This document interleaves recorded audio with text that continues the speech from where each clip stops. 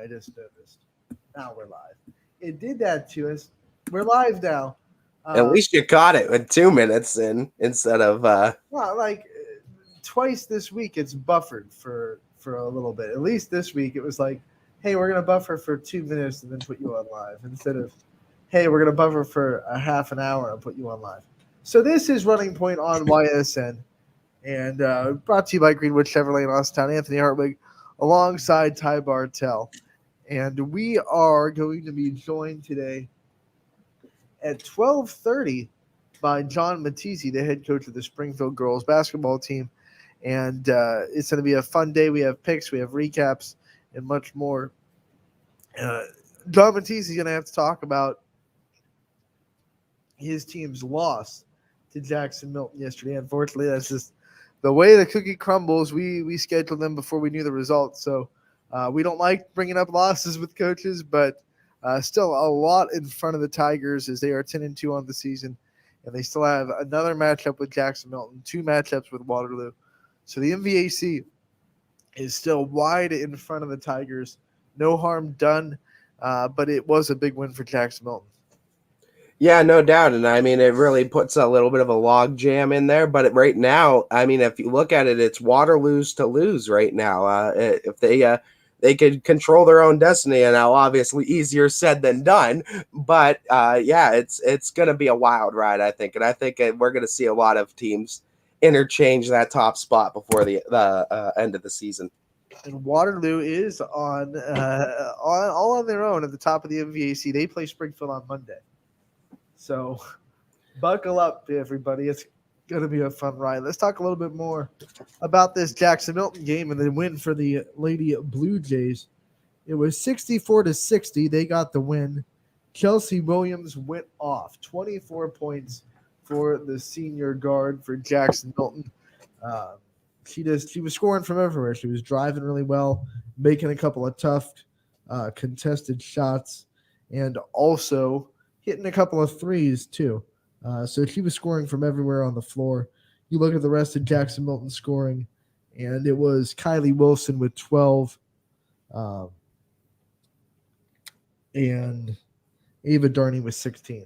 So the three-headed monster at Jackson Milton, they all stepped up and contributed to that offense, and they really they controlled the game for the whole game. Springfield only led once.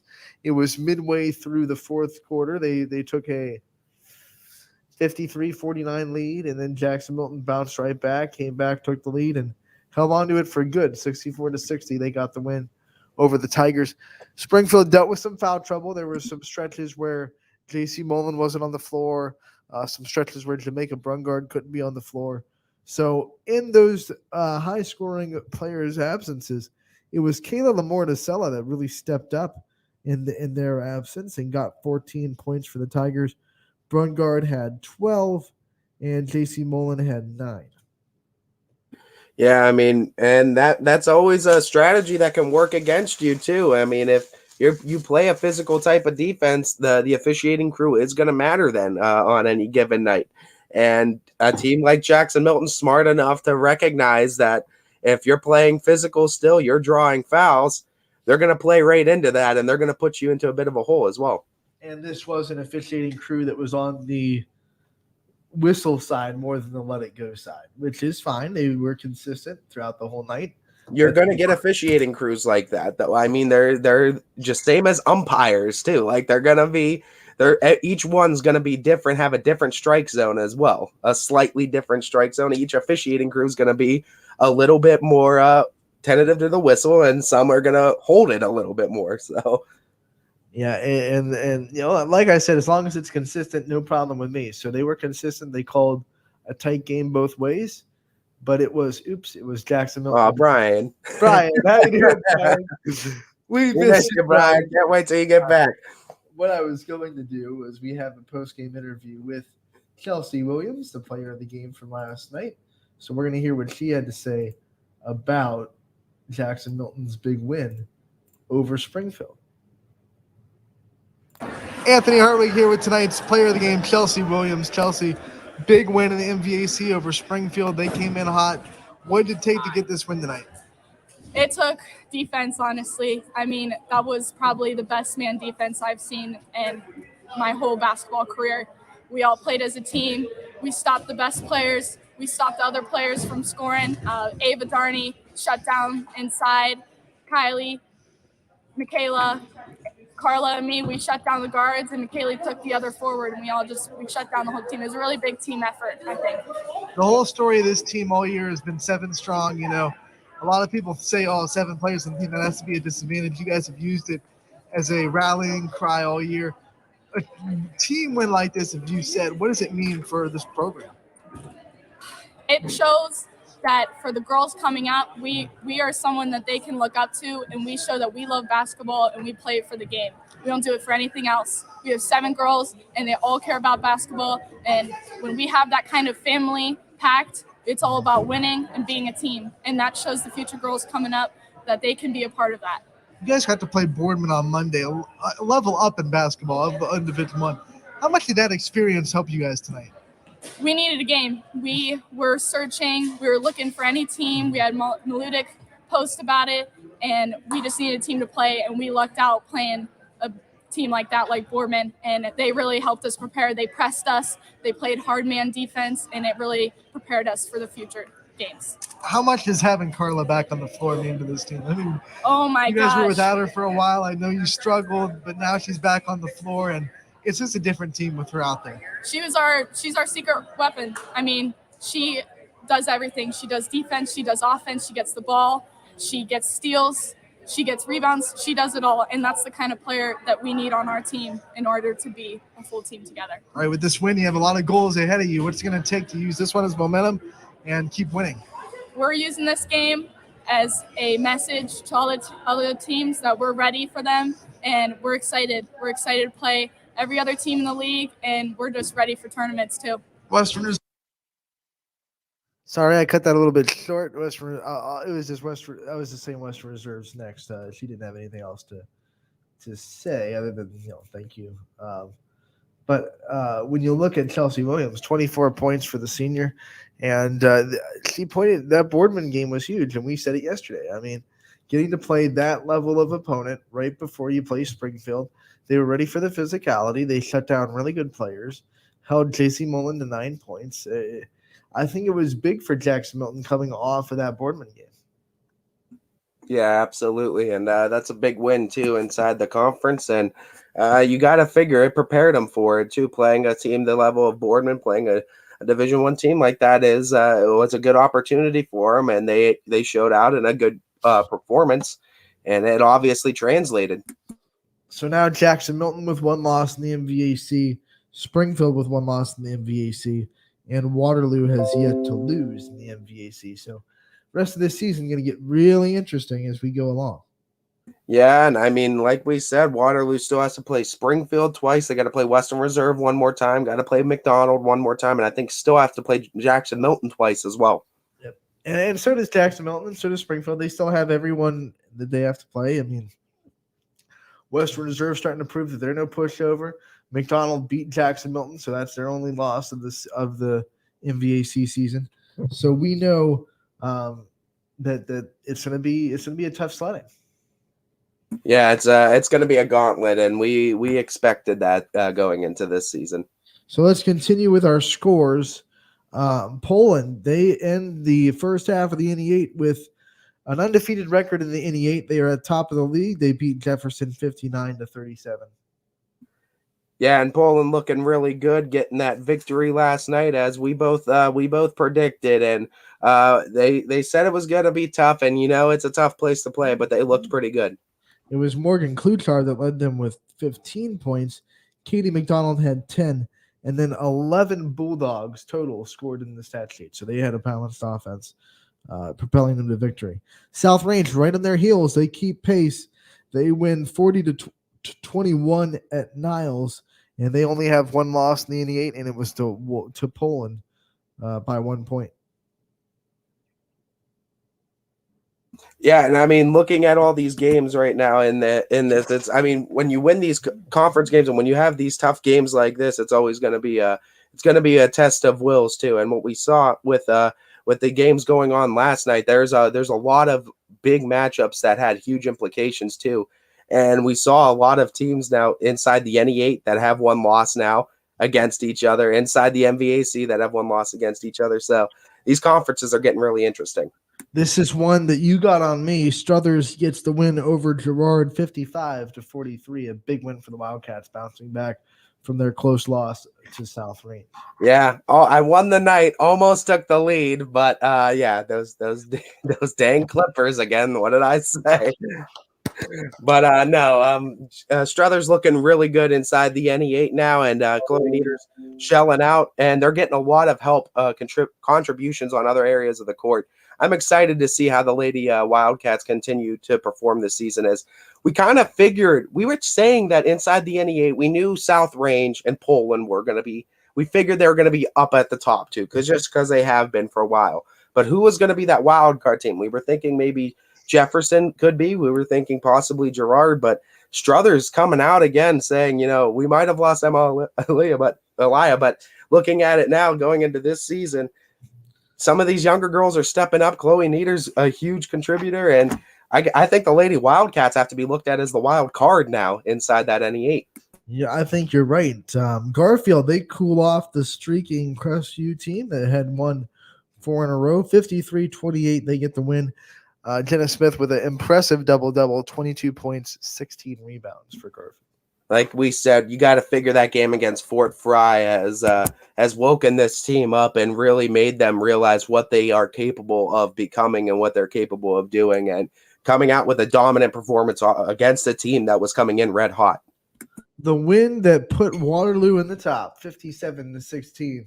They take care of Mineral Ridge. They are at the top of the MVAC all by their lonesome right now. And Waterloo having a great season to start right now after scheduling some tough teams out of conference. They're playing really well inside a conference right now, and those 8 Lady Vikings over there in Atwater, they're doing something. Those 8 Lady Vikings got brand new uniforms last night too. I don't know if you saw them on social media, but they look slick. Now we move on to United. They have finished the first half of EOAC play 7-0 in the conference. They are 63-23 winners over Valley Christian. United on that side is just they're different in that EOAC. They really are. And I mean, there's very few teams I feel like that are in the same level of play as them inside that conference right now. They just really have been the class of it the last couple of years, and they're showcasing it again. And when you schedule the way that they schedule, this is kind of what happens: is you get built up against these, you get forged by fire, if you will, with these out of conference games, and then these conference games they get you prepared for them. 51-20, Lowville gets the win over Sebring. They take care of business on the road. And I thought this one was going to be a lot closer, too. And I thought Sebring was going to be able to keep it a lot closer. But no, Coach Modelski does a great job. Girls came in very prepared for a road game. And, boy, did they shell out big time, too, with a 30-point victory.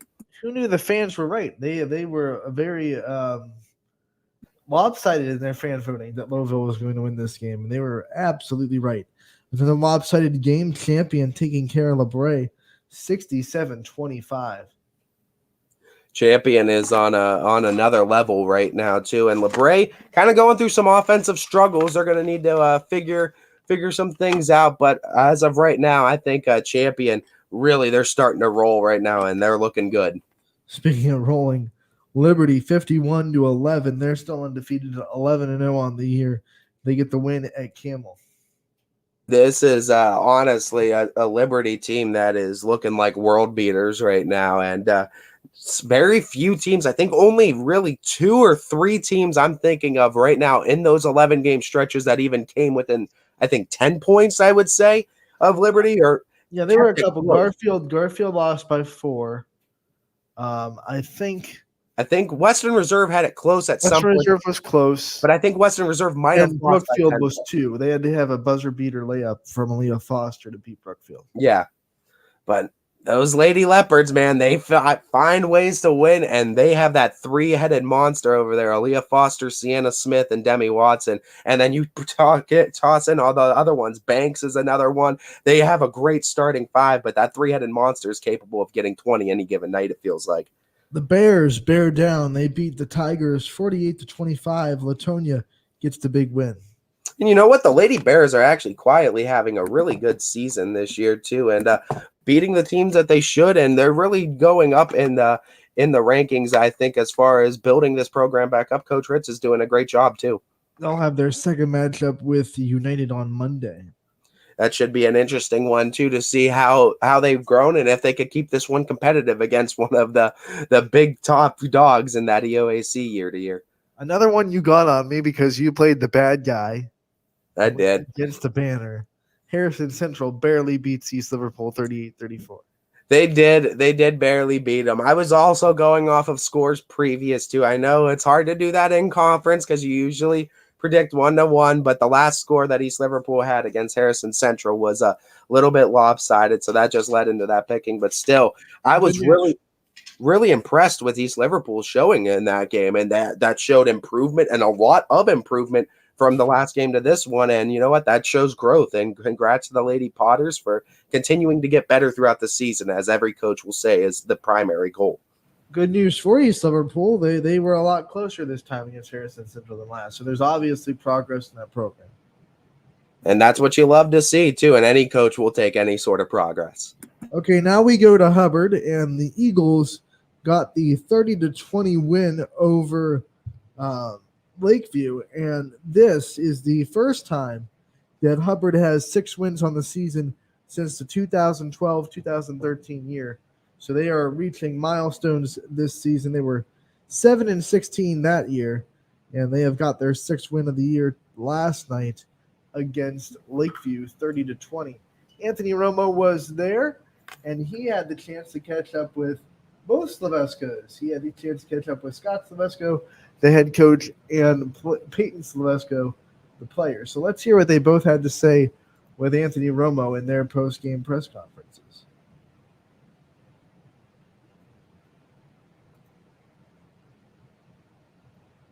Anthony Romo here with Hubbard head coach Scott Slavesko after the Eagles' 30-20 victory over Lakeview tonight. Coach, a conference win, those are ones that kind of count the most here at this point in the season. Just how much do you stress to your team how valuable these games are? Oh, these conference games are so valuable. Our conference is so tough. I mean, every night, anybody can beat anybody, I truly feel, and, these wins are, we got to take them. We got to learn from them, good and bad, and we got to just keep chugging away. Peyton Slavesko tonight, 7 points to lead the Eagles to victory. She also took a charge. You guys had a couple charges tonight. I know you preach physicality and you want your girls to be the hardest workers on the court. Just how much did they prove that tonight? Oh, I mean, compared to on Monday we had a kind of a letdown the way we played. Coming off a Christmas break, and we weren't our team. So I challenged them the last 2 days of practice, and you know what? They responded, and they took that challenge, and they went out and they played, with intensity. They play with grit. And I think that's how we play. That's how we try to play every single game, and. So I think they really took my challenge, and they took it, and it was very good. With tonight's victory, your team moved to 6-4 on the season, already eclipsing your win total from this past year. Just how happy are you with the improvements that your girls have made in the off season and as this season has rolled through? Oh, and I'm super happy. I mean, you look back and like last year, we had 5, and then we lost like 6 games. And that was like that left a bad taste in our mouth. And then, coming into this and this year, we wanted to, we preached, playing hard, getting after it. And that's our motto, and whatever happens. And we're just, thankful that we got that, that 6th win, but we're not done. We just want to keep on moving on forward. Anthony Romo here with Peyton Slavesko, tonight's Ysn player of the game after Hubbard's 30-20 victory over Lakeview tonight. Peyton, 7 points on the night. Just what are some takeaways from your girls' victory tonight? We had a rough week. We lost bad on Monday, and we came back as a family. This family, it's unbelievable. We have each other's backs, and when someone was down, like for example, Sophie was down tonight, we picked her up and we kept going. Just a big conference win over Lakeview tonight. Just how much does Coach stress getting these wins over teams in your conference? Stresses it a lot, but we just have to do it, take care of business. 6 wins on the season for your girls. You already eclipsed last year's win total of 5. Just how happy are you of the improvements that this team has made through this season? I'm happy a lot. We put in a lot of work through the summer, and in every practice, we're out there hustling. We're not done yet. Peyton Silvesco, tonight's Ysn Player of the Game.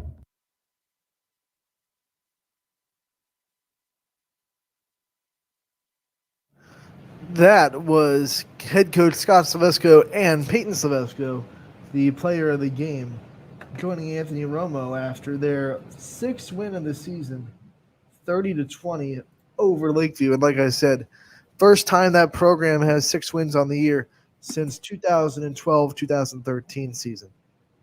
And growth there. It's been a long time coming in Hubbard, but we do say you will eventually turn the corner, and there is always there's down years, and sometimes the down years take a little bit longer. But congrats to Hubbard for finally getting a little bit out of the trenches and starting to build upon that program now. So you'll look at the results from last night. Those are the finals that we just went through. Man, I gotta say, I mean, not a lot of competitiveness last night, though. The closest game was that Jackson Milton Springfield game. Everyone else just kind of took care of business. Everyone else did what they're supposed to do, and a lot of teams are coming out of this Christmas break a lot more prepared, a lot more mentally focused, and the goals in mind are a lot closer now, too, and tournament time is right around the corner. McDonald versus Western Reserve was canceled last night, so that game did not happen. So if you're looking for that score, stop. It didn't. I learned that the hard way.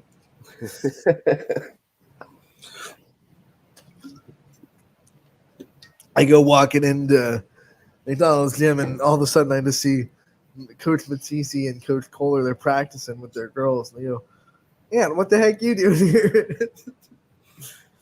I'm here for the game, Coach. But the game's canceled. Oh. Well, I'm here for the interview. Here for the interview, Coach. Yeah. You just randomly show up and you're just like interview time. Interview time. That's what I used to do at South Range when you coached there. You just start a live stream, like an hour-long live stream with inside. So it's easy. And it's like an in-depth interview. It has both the mics there, and you're just sitting there asking the hard questions for an hour. It's like an inside Matissi. Welcome inside McDonald basketball. Live at practice. So I went over and I just watched the Jackson Milton Springfield game, and Ian did a great job calling it. I did obviously the post-game interview, and it was a great game to be a part of. The atmosphere was great. Both teams played really hard. Way to go and get a post-game interview though out of it, and talking with Chelsea Williams, because that's a huge win for them, and that's great to hear from one of the players of the games too, because that's a big win, and that's a good one to have documented for the season. And we talked about it with Chelsea in the post-game, but having Carla Blankenfort back in that lineup is paying dividends for the Blue Jays. She just adds a lot of versatility to that offense. She adds another piece, another player that people have to defend, and when she wasn't there, this Blue Jays team just looked different. So now that she's back on the floor, back in the lineup, you can tell it's a rejuvenated Blue Jays basketball team. And it's going to be a fun MVAC side of things to watch. Absolutely. And, Waterloo, Springfield Monday, that's going to be fun. But, Jackson Milton, Western Reserve on Monday too. That'll be a good game. Western Reserve had the chance to go and watch Jackson Milton last night since their game was canceled. Steve Miller was there, and Brooke Shantz was there, and Angelina Capabianco was there. So they were out there scouting, and they had the chance to scout in person, which can give you a little bit of advantage, and it's something you don't get to do too often during the regular season because you're playing too. Yeah, absolutely. And I mean, when you see these teams like that, I mean, you got to make those adjustments too. And you realize how important with teams like, for instance, Jackson Milton, when you lose a piece like that, when especially when you're a limited roster, it affects a team. Anybody that realizes too, even the teams that run 10 deep and have every girl get significant minutes or playing time, when you even lose one of those girls too, you'll feel it in your lineup. There's always just something that doesn't feel right when you're so used to playing with this set number of girls. These are the girls that are playing and you're practicing all week with them. You get that chemistry and you get that feel for them. So when one of those pieces is all of a sudden missing, you lose that chemistry, and people don't realize how hard it is to, you can't just replace that. It's not just an easy, okay, we'll just put this girl in here and we'll have that same chemistry too, because you're so used to where these girls are going to pop out on the wing, where exactly they're going to be, where they like their passes, where you need, what side you need to pass to. And it's important too to have that chemistry, and you see it now. Jackson Milton really performing with Carla back. Yeah, and I think Blankenford adds just a piece to their offense that, they already have the spot shooter in Kylie Wilson. They have the post name Darty, and they have the guard that can drive in Chelsea Williams. But now they have Blankenford, who adds just another level to their offense, makes it even harder to defend. Someone that had to try to defend that was John Matissi last night. He's going to join us here on Running Point as we pop him in right now. Coach, thank you so much for taking the time to join us today. Yeah, no problem. We were talking about the game last night. Obviously, you guys came up on the wrong end of a close game, 64-60. Talk about, from your perspective, the flow of that game, how it went, and what you guys learned from it about yourselves. I give them credit. We wanted to try to press them and wear them down, and kind of watching their game with Boardman Monday, maybe some other games this year, it looks like they've, that's been successful. And last night they really, they were in it for 4 quarters. We went on a little run, but they came right back at us, and we weren't able to ultimately accomplish that. We didn't wear them down enough, and they held out, and they beat us. They got some really good players, as you mentioned, with Blankenford back. They're tough. Talk about, is there any adjustments that you look to make, or what's kind of just the talks with the team after this? Because obviously you guys aren't out of it yet, and you guys are still well in the thick of this MVAC conference, and it looks to be a wild ride. So just talk to me a little bit about what the message is to the team and keeping them motivated and focused for the season. Yeah, well, we try to take something from every game, and obviously there's a lot to take from last night. Our defense really let us down. Giving up 64 points is too many, even with their as skilled of players as they have. But, the message was, we'll get better. We got to regroup quickly. We still hold all the cards. Jackson Milton has 1 loss. Jackson Milton and Waterloo still have to play twice. We still get to play Waterloo twice. So, these teams at the top, it's not over by any stretch. Whoever kind of gets hot here this next month is going to be able to, lock it up. But it's not, it's not anything that's decided. Like you said, it's, our goal is kind of hold serve at home. We got Waterloo at home Monday. That's a must win for us. And then try to maybe steal 1 or 2 more on the road. Coach, one of the things that I think your defense actually did well last night was you kept Kylie Wilson off the 3-point line. I think she only hit like two in the game. Usually a very good spot shooter. You guys were doing a very good job of taking her shot away in the perimeter. How much of an emphasis was that in your game plan to make sure that 3-point shot, which is a big momentum boost, wasn't there for that team? Yeah, well, that's one of the things against them that you game plan for. They're going to try to put her in the corner, drive that right-hand side and try to draw the help and kick. So we really emphasize not leaving her, having the help come from opposite. And, as well as we did, the one she did make was the one to put them back in front in the 4th quarter. So that was kind of the, for as good as we game planned that was the killer. Looking at the team right now, though, Coach, I just want to let's look at the positive side, because before going into that game, you guys were obviously rolling. Just talk to me a little bit about the high spots you've seen from the team, and who have been kind of some surprises or some other girls that you've seen really step up. Maybe not even showing up in the box score, but maybe showing up leadership roles or just showing up defensive effort on the court. Mm-hmm.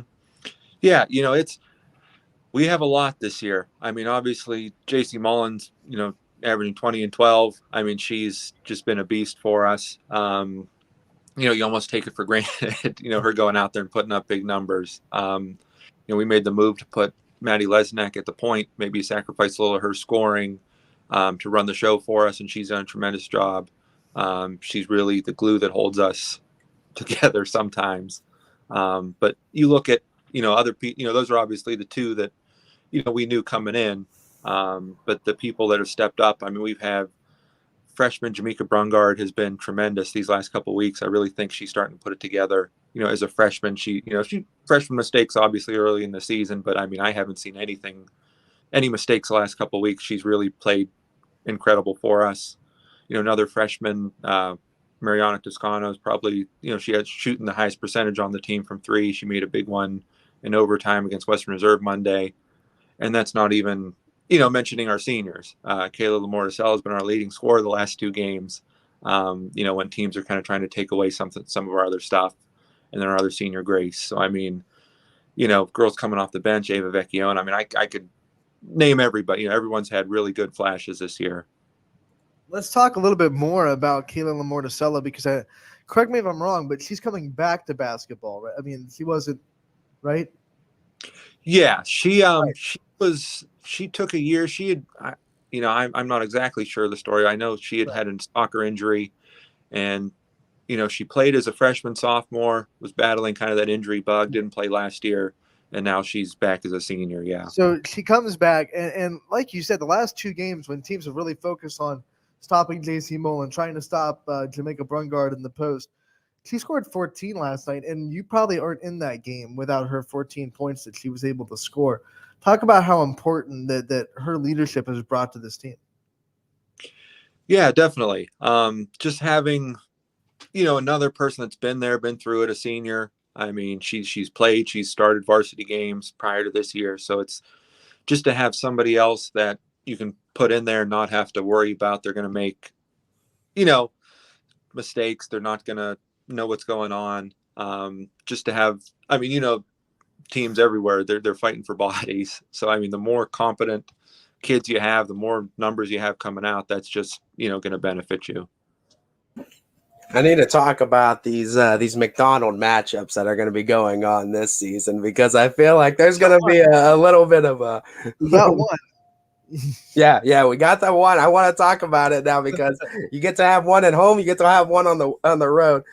So just talk about this experience of just coaching against your dad too, and what that experience is like, going from someone I'm sure that's taught you a lot about coaching to then coaching against him too, and having little contrasting styles.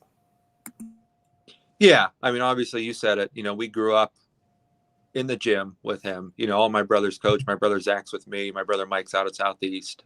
So, obviously we look up to him. That's the reason we wanted to do it. We were very fortunate to get a win up there early in the season. He wasn't too happy about it, but they're playing well. They lost a lot. It's taken them some time to figure it out, but I feel like they're playing as well as they have all year. Unfortunately they had a little break this week, but before that, as you mentioned, they beat Jackson Milton. They reeled off a few wins in a row.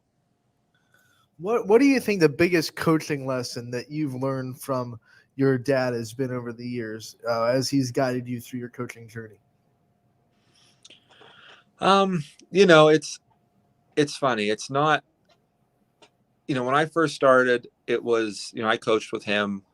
He called I'm an accountant by profession. He called me the accountant coach. I'm very scouting, X's and O's, that kind of thing. And it's, between the coaches I had the opportunity to coach with at Springfield, it's about the kids. You can run anything. I mean, we ran, I was here with Fenders, we ran zone. I was here with Coach French, we ran pressure man, and both teams were successful. them, my dad, it's, you can be successful with anything you run as long as you run it well, you execute, you practice it. It's about, getting the kids to come out and play for you, making the connections. That's the reason you do it.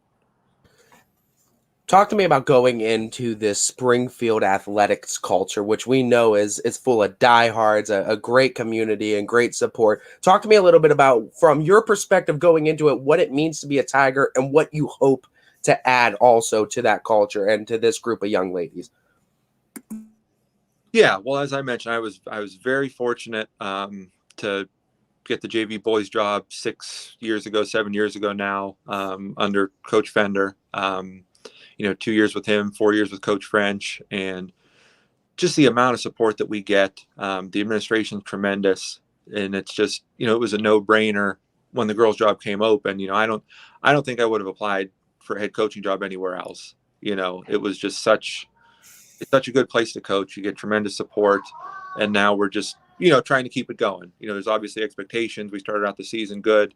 We had good group coming back, and it's nerve-wracking sometimes because there are expectations, but that's kind of another reason why you do it, is to come out and try to get the most out of the kids and try to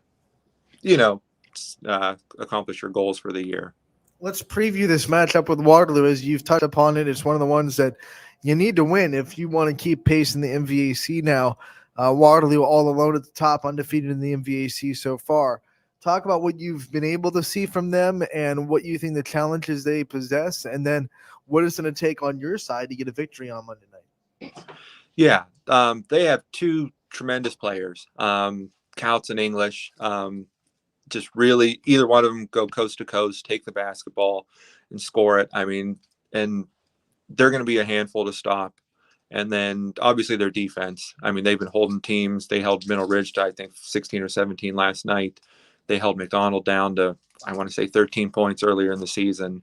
So I know they're another team that's been on a break for about 3 weeks now. They just came back, but it's, we're going to have to try to manufacture some points, try to maybe pressure them a little bit, get some easy ones, get some transition baskets, and hopefully that'll be enough.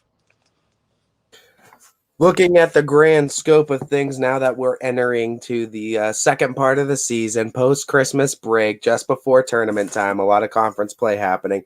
Just talk to me about some of the other goals that the team has set forth. Obviously, the conference is always one of the goals and doing well in tournament time, but just talk to me a little bit about what the overarching goal, some other overarching goals are for the team going into the second half of the season.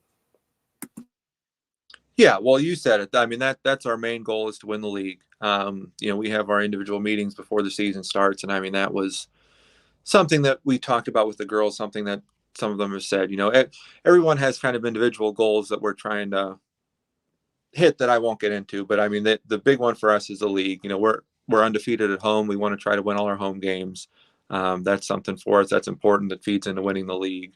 But really, it's the one goal for us. That's the first thing we're looking towards. Obviously, there's other goals once postseason comes, but that's what, we're in it. We're in the thick of it, and that's what we're working towards every day. When we talked to you last, we were kind of previewing the season, and you were kind of to get to know the girls and trying to figure out exactly what their personalities were like and what you kind of had as far as the team chemistry and everything like that. Now that we're almost halfway through. No, I think halfway through. I think we can say halfway through, 10-2. Yeah. How would you describe this team's personality, this team's chemistry, this team's ability to work together now that you've been able to work with them for as long as you have? Yeah, we have a great mix. Like I said, we have seniors that came back. We have obviously our juniors. Then we have a sophomore and then some good freshmen stepping up. So it's just a nice mix of, the freshmen are excited when they do stuff well. They kind of give us some energy. The older kids kind of provide the leadership. And then the kids in between, fill in. So it's, we're fortunate we have enough kids where we can run some pretty competitive practices. They just kind of feed on each other. And, as far as identity, we're trying to get it to where it is our defense. I know we put up some points, we've done some different things, but once you get into the league play, especially Monday, a game like Monday, get into the tournament, it's going to be your defense that carries you. It's going to be your defense that travels. So, that's really, we're not there yet, but just getting into their minds that we can pressure, we can do different things, and get them to do that consistently is really what we're pushing for. Coach, I just want to give you a chance to give us kind of like a midway season recap of the program itself, looking at all the way down to the middle schools too, and how the program from the foundation up is doing at this halfway point of the season, and what are some bright spots you want to mention in the overarching program in Springfield girls basketball. Mm-hmm. Yeah, well, like I mentioned before, we get tremendous support. So we have parents that are helping out with our elementary. They're practicing every week. They're going to league play every weekend. They'll get into some tournaments here probably in the next couple months as that tournament season kind of starts to go along. I was, good and bad. We kind of got stuck with the junior high coach this year. So I was down there for the first couple of weeks of junior high practice, which I ended up really enjoying it because I got to see a lot of the kids, got to work with them, and we have some good kids in both those groups. Good numbers. Again, I think we have 11 or 12 in our 8th grade, and we have, I believe, 7 in our 7th grade. So that's the battle you're fighting with the younger kids, is to kind of get the numbers, keep them coming out. They're having solid seasons, and then as you mentioned, we're 10-2. We kind of pointed to this couple weeks as our stretch this year. Last Thursday we were at United. We had Western Reserve this Monday. Jackson Milton last night, and then next week we got Waterloo and McDonald again. So that was 5 in a row that we kind of pointed towards, as that's going to kind of set the direction of where we go for the rest of the year. Before we let you go, I do want to just touch on, COVID isn't gone. We feel a little bit more normal than last year. There are people in the stands, and we definitely appreciate that. But we can see games are getting canceled. Teams are having to take breaks. Through all this craziness, what has been kind of your team's strategy of towing that line between keeping everyone, safe and healthy, and then obviously having to come together for practice as much as possible, and getting together and trying to stay together as a unit with the team chemistry, building opportunities and things like that. So how have you handled that as a head coach, trying to navigate these tough pandemic waters? Yeah, it's tough, but it's tough for everybody. We follow all the guidelines. You wear the mask on the bus, you try to wear them when you can, and you have the hand sanitizer everywhere. But it's, outside of that, I feel like we've tried to keep it kind of as normal as possible for them. I know we were kind of dragging this week a little bit, and I think we've had all 14 girls maybe once in the last 3 weeks. But like I said, everyone's battling it. We've been fortunate; we haven't had to cancel any games. We've been able to keep our schedule, kind of keep, that Monday, Thursday, keep our routine. I think that's the biggest thing is, making sure all the girls are running through at practice. We ran girls in, Wednesday at practice. Hey, just in case people aren't at the game Thursday, you might have to play. We're lucky, as I said, we have the depth where we can just, we've got to have that next man up mentality. Coach, thank you so much for taking the time out of your day to join us here on Running Point. We are so glad to be able to talk with you and recap the Springfield Lady Tigers basketball program. We're looking forward to that matchup Monday. I think all of us are here on the network. You could catch them versus Waterloo on Monday right here on YSN. Yep. Thanks, guys. We appreciate all you do. All right, Coach. Thank you again. Thank you. Thank you. That was head coach of the Springfield girls basketball team, John Matissi, joining us today on Running Point Live, brought to you by Greenwood Chevrolet in Austintown. That interview brought to you by WRS Wealth Advisors. They are a proud sponsor of the Springfield interviews that we do. So WRS brings you that interview. We thank them for all the stuff they do. I always get to look at a WRS sign in the office, by the way. They're such big contributors to a lot of things we do. They're this main sponsor of the Audible Call.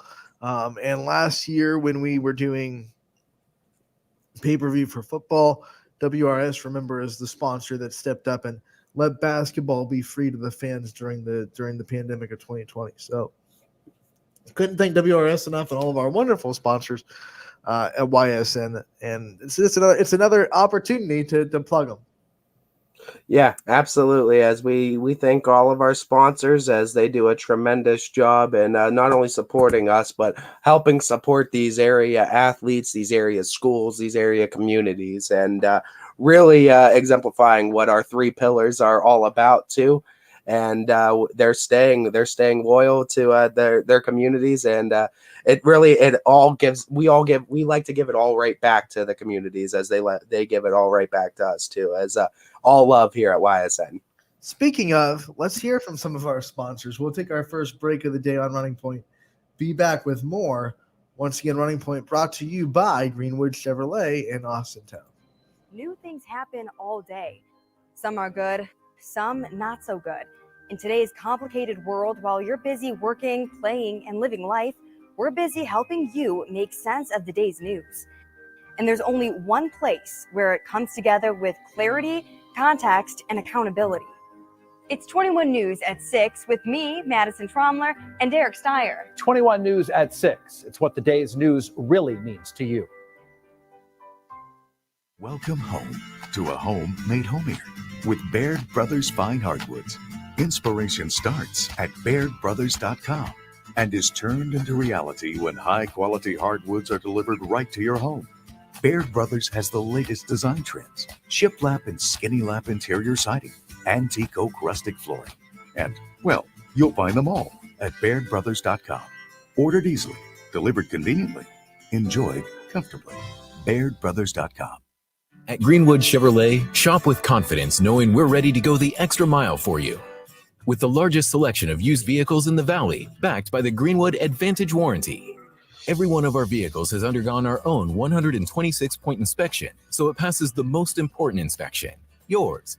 No other dealership has the extra inventory, gives you extra for your trade, and goes the extra mile for you. Only at Greenwood Chevrolet. WRS Wealth Advisors, the area's premier wealth and retirement specialists. Located on South Avenue in Boardman. Quality, customer service, and integrity. Those are the 4 words that have driven our success since 1957 at Joe Dickey Electric. Joe Dickey Electric is one Mahoning Valley landmark business that stays current with the requirements of our customers. Family owned and managed, we are an electrical contractor and energy solutions provider. Every member of our team adds to his or her skill set through ongoing training. Residential, commercial, industrial, automotive, and more. We keep ahead of the needs of our customers with a fleet of more than 50 vehicles and 24/7 emergency service, so you're never left in the dark. When looking for home design inspiration, don't just be inspired, be Baird inspired. Whether new or remodeling, Baird Brothers has the latest trends like shiplap to refresh your home. Go from inspiration to installation with our wide selection of in-stock American hardwoods. From the rustic charm of antique oak to the warmth of traditional cherry, Baird Brothers has what you need to make your home inspiring. Baird Brothers, our family's heritage, your family's home. For a great vehicle and a great experience, come to Boardman Mitsubishi today. As always, our full lineup of Mitsubishi models comes with a standard 10-year, 100,000-mile powertrain warranty. Boardman Mitsubishi, your hometown Mitsubishi dealer since 1999. Coca's Pizza, always supporting our community and our local athletes. Stop in on game day or score big and have it delivered right to your door. Check out our daily specials at cocaspizza.com. That's Coca's Pizza, we serve it hot. At Hubbard Chevrolet, Hubbard can help you get the financing you need regardless of your situation. I'm Tony Page, and I've helped thousands of customers in Northeast Ohio and Western Pennsylvania buy a vehicle. Visit HubbardChevy.com to get pre-approved. Remember, folks, Hubbard can help.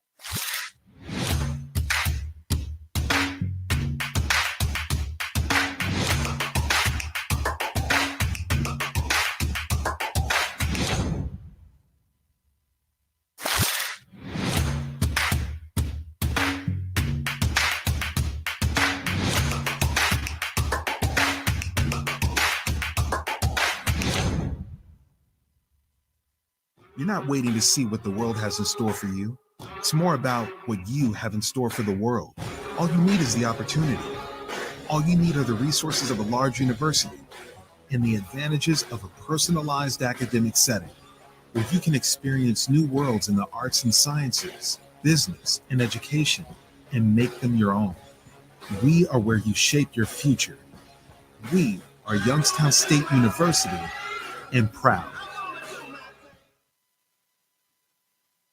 Hello, everybody, and welcome back to Running Point on ysnlive.com, brought to you by Greenwood Chevrolet in Austintown. Anthony Hartwig alongside Ty Bartell. It's a Friday edition. This week, first week of 2022, went by kind of fast, and here we are sitting on a Friday. A lot of boys matchups tonight, and before we get into picks, let's go through these matchups and see which ones really catch our eye. I think there's several big ones, but Ty, I want to start with the one that's going to kick off the coverage because it starts before 7. It's going to be Jefferson against Struthers, and I think this one is going to go far in determining who's going to win the inning 8. Yeah, I agree because the way Jefferson's been playing, they've looked like world beaters. I mean, I'm looking right here. I mean, how many games, 80-plus points that they've scored this season too, or close to it, is impressive too. But like I said too, and I'll continue to say it, you don't count out the Wildcats, and until someone beats them, you gotta respect them as top dogs too. And what did we say? 3 losses in the last 2 seasons combined. Since the start of last season, they are 34-3 now, or 35-3. That's an impressive record, an impressive string of games through 2 different teams. And Coach Wernicke doing a great job over there. This is going to be a fun matchup, and I think there's going to be a lot of running. To a casual fan, this is going to be a fun one. Struthers fans, you better keep your eye on Bobby Ray because he's been lighting the world on fire for Jefferson, and they are offensively a juggernaut this year. With him leading the helm. They have other scorers too. I'm not saying he's the only show in town. But when I did their game against South Range earlier this year, he put on an absolute show against the Raiders. And the Falcons are going to be a tough team to slow down.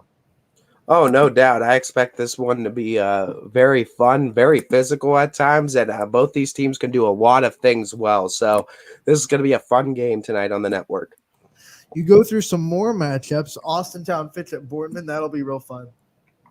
In the boys' side of things, too, because Boardman seems like they figured some things out, though. But, hey, Austintown coming away with a big conference win against Canfield, too. And this is on the boys' side of things, too. I mean, both Austintown teams looking like really good right now and looking like they're both trending upwards in the right direction. The boys' side come away with 2 close wins, and the girls are doing their thing with 4 straight now on that side. So looking at both Fitch teams, I think this is going to be the classic rivalry that we always expect, Fitch versus Boardman. But I think for the first time in about 7 or 8 years, it's going to probably be a very competitive one too. Not that it wasn't competitive in years before, but going into this one, these teams look a lot more even for the first time in a while. That is for sure. And, Austintown Fitch, I was really impressed with their win on Tuesday night. I think that'll propel them into this game. Absolutely. Anytime you win against good teams inside the conference, too, especially a Canfield team that's looked good at a lot of points this season, getting wins against them. And the biggest thing with Fitch that I will constantly say, if you have the height advantage on them, you got to have skills with those bigs, too, and you got to have good guards that can dish it to them because Fitch is athletic. They're quick. They're going to be active hands on the perimeter trying to steal it. And you got guys like Joe Roth, Evan Salih that are on the inside. They're going to cut off those big men. They're going to try to make sure that pass never gets to your bigs down low. They've done a great job of shutting down bigs. I think the only one that's broken away with any success was Gerdick, who had 15 against them. Yeah, Boardman's a team. They were sliding for a little bit, but they look like they bounced back in a big way on Tuesday with a dominating performance against Howland. Yeah, absolutely. And you know what? That was a game that really impressed me too.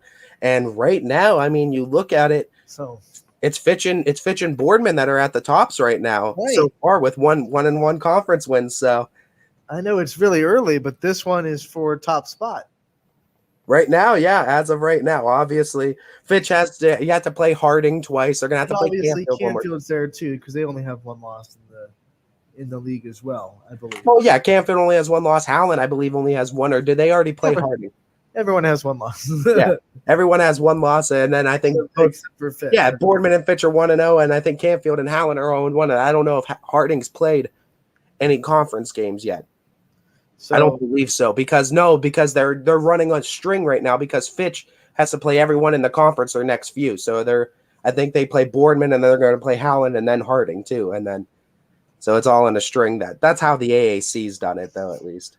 So this one, it'll be interesting, and like Ty said, it's for top spot in the MVAC right now. How about Ursuline Cheney? That might be a fun one. Oh my goodness! I mean, especially with the shocking win that Mooney was able to get on Cheney. Now, this is a win that Cheney you feel needs to have if they want to stay in that Steel Valley Conference in the standings. And Cheney's going to need to get these wins too, and especially against this Irish team that has looked really good.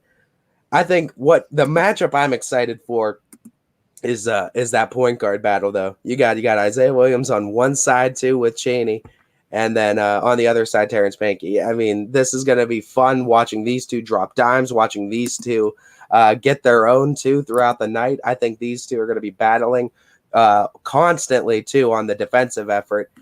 Big thing, though, is this one is going to be in Ursuline, so Cheney going to have to try to come away with the road victory.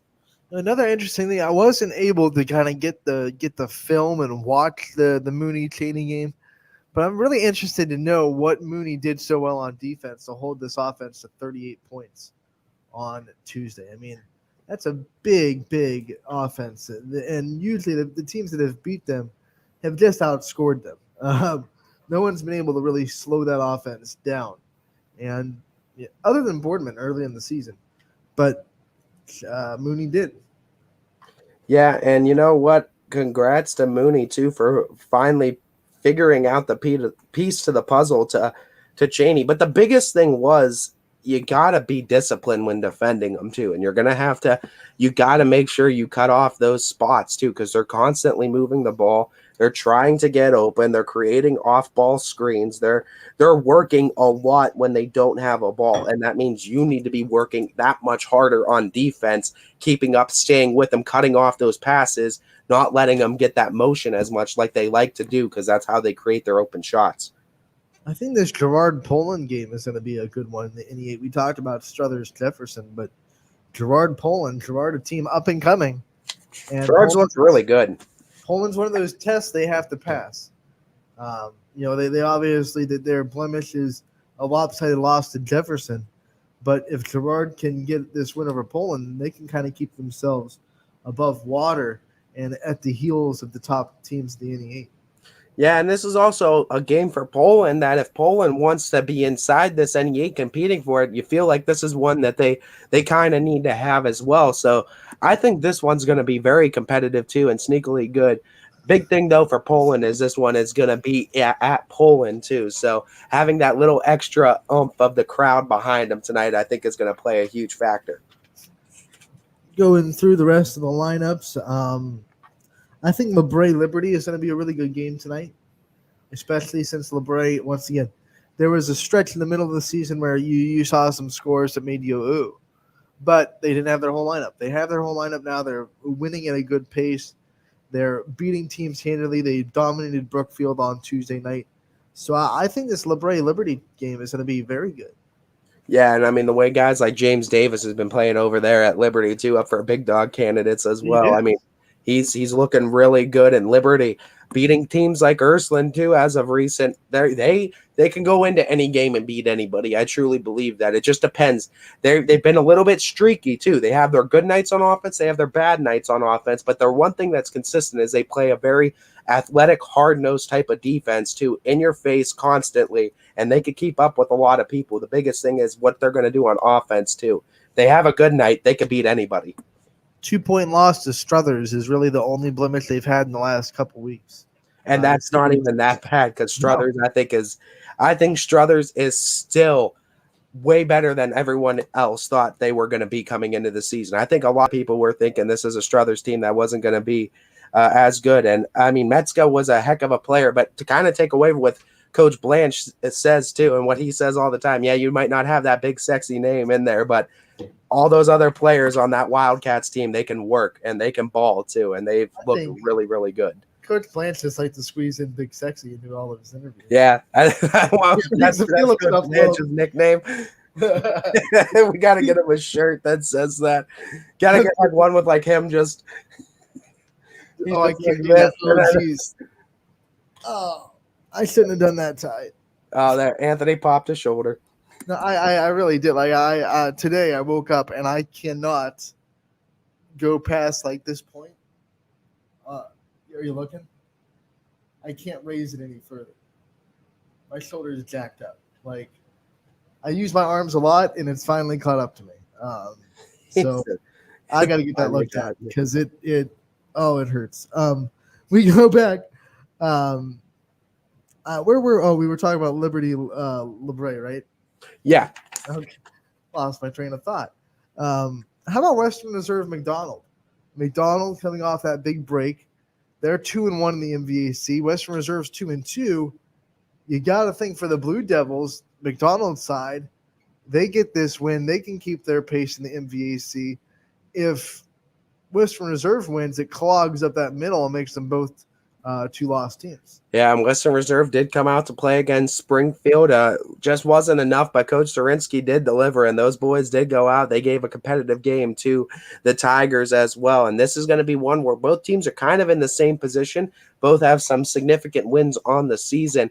McDonald can really stroke it from outside, but Western Reserve can, if they're feeding it on the inside, that's also a way that they're able to score. You got David Altier, that's just a blocks machine that's going to shut down a lot of paint offense and a lot of that interior offense.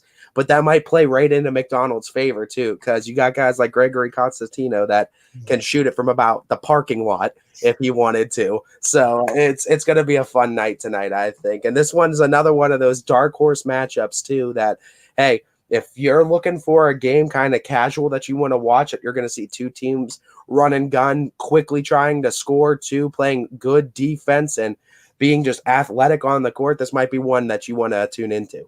It's in McDonald too, and we know that community is itching to get back to basketball. It's a beautiful, beautiful gym too. I got my first chance to go to McDonald this season, and I can just say that balcony on top too, gorgeous, gorgeous gym. I love the old school style of it. I don't know if I'll be able to get to the balcony. I'm on the call tonight. I might be on the floor in the danger zone because it's not exactly a big floor. It's not a big floor at all, too. But no, I got up to that balcony, the one I did there too, and that was a nice view as well.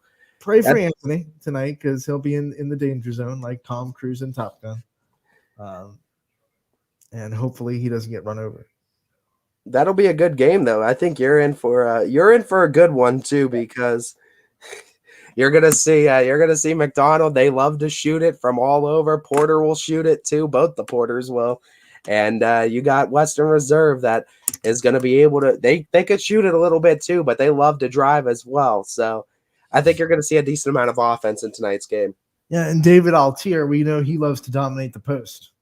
Oh yeah, and I mean he'll get his on the inside, but he absolutely loves shot blocking too. So he got a few against Camel when I saw them play them too. He'll get his on the inside too. So you'll watch out and wait for the big block call for David Altier, because I promise you he'll probably get one.